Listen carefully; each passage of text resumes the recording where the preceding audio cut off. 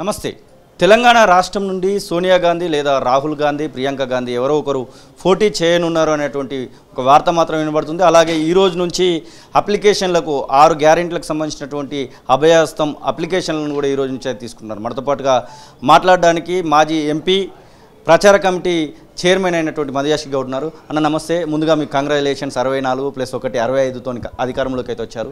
ఈ రోజు నుంచి అభయహస్తం అప్లికేషన్లు తీసుకుంటున్నారు. కానీ ప్రజలందరికీ కూడా ముఖ్యంగా రేషన్ కార్డుల విషయంలో కొంచెం డిస్టర్బెన్స్ కనబడతా ఉంది. ఎట్లా ముందుకు తీసుకోబోతున్నారు దాన్ని? ముందుగా మీ కృతజ్ఞతలు. మీరందరి సహకారానికి తెలంగాణలో ప్రజా పరిపాలన తీసుకొచ్చే దాని కొరకు గౌరవ ముఖ్యమంత్రి రేవంత్ రెడ్డి గారి నాయకత్వాన కాంగ్రెస్ ప్రభుత్వం ఏర్పాటు కావడం, సోనియా గాంధీ గారి ఆశీస్సులతో, మల్లికార్జున ఖార్గే గారి యొక్క జాతీయ నాయకత్వం, రాహుల్ గాంధీ గారి యొక్క ఆశీస్సులు, వారి కృషి, ప్రియాంక గాంధీ యొక్క కృషి, జాతీయ నాయకత్వం కూడా కాంగ్రెస్ పార్టీ కార్యకర్తలు లక్షలాది మంది పనిచేయడంతో ఇవాళ అధికారానికి రావడం జరిగింది. అధికారానికి వచ్చిన వెంటనే కొత్త రేషన్ కార్డులు, పెన్షన్లు కూడా ఇస్తామని చెప్పి కూడా ఎలక్షన్స్ టైంలో హామీ ఇవ్వడం జరిగింది. 6 గ్యారంటీ స్కీమ్లను కూడా గౌరవ తెలంగాణ తల్లి సోనియా గాంధీ గారి యొక్క చేతుల మీదుగా ప్రకటించడం జరిగింది. వాటి అమలుని గౌరవ ముఖ్యమంత్రి గారు మొదట 2 రోజుల లోపలనే 2 గ్యారంటీ స్కీములు అమలు తీసుకురావడం జరిగింది. దానికి మీరు నిన్న చూసి ఉంటారు, 4 కోట్ల మంది ప్రజలు 0 టికెట్ పైన ప్రయాణం చేయడం జరిగింది. అంటే మహిళలలో చూస్తున్న ఆదరణ, గుర్తింపు మీకు కనబడతా ఉంది. గౌరవ ముఖ్యమంత్రి గారు ఇది దొరల పాలన కాదు, ప్రజాపాలన అంటూ ప్రజల వద్దకే వాళ్ళు నిర్మించుకున్న కంచెను కూడా కూలగొట్టి వాళ్ళు నియమించుకున్న భవనాలలో, రాజభవంతిలో కాకుండా తన సాధారణంగా తన ఇంట్లో ఉంటూ పరిపాలన కొనసాగిస్తూ ఇవాళ 6 గ్యారంటీ స్కీములను కూడా ప్రజల వద్దకు తీసుకెళ్తూ వాటి అమలు చేసే తీరులో మిగతా వాటిని అమలు చేస్తాను కొరకు ఈ రోజు నుంచి కాంగ్రెస్ పార్టీ యొక్క 139వ ఆవిర్భావ వారోత్సవ సందర్భమున ప్రకటించడం జరిగింది. అమలుకు దానికి శ్రీకారం చుట్టడం జరిగింది.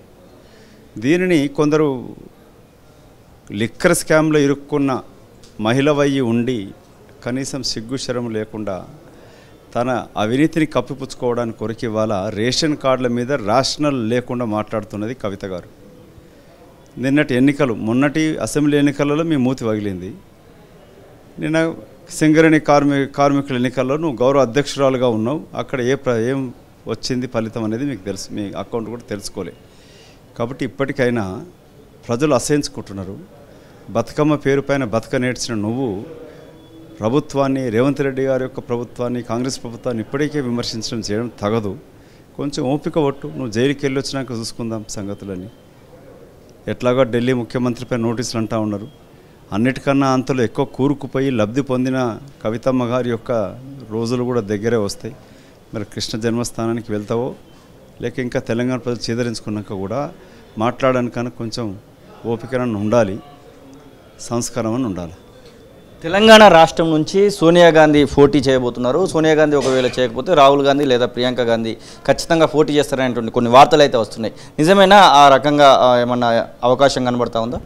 మొదటి పిఎస్సి సమావేశంలో ముఖ్యమంత్రి గారు రేవంత్ రెడ్డి గారు ఒక ప్రతిపాదించడం జరిగింది.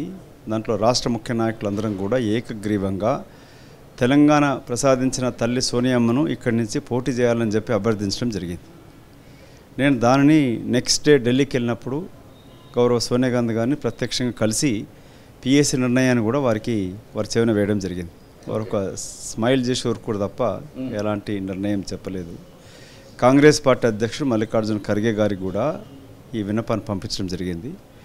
అధినాయకురాలు యొక్క నిర్ణయం ఎక్కడి నుంచి పోటీ చేయాలనేది మేము యావత్తు కాంగ్రెస్ పార్టీ తెలంగాణ నాయకత్వం, ముఖ్యమంత్రి గారు, ఉప ముఖ్యమంత్రి, మంత్రివర్గం సభ్యులే కాకుండా రాష్ట్ర నాయకత్వం అంతా కూడా వారిని అభ్యర్థించడం జరిగింది. అలాంటి నిర్ణయం ఇంకేం జరగలేదు. ఇక్కడి నుంచి పోటీ చేస్తారా తెలియదు అనేది వారి నిర్ణయం ఉంటుంది తప్పితే మా యొక్క అభ్యర్థులు మాత్రం వాళ్ళు స్వీకరించినారు.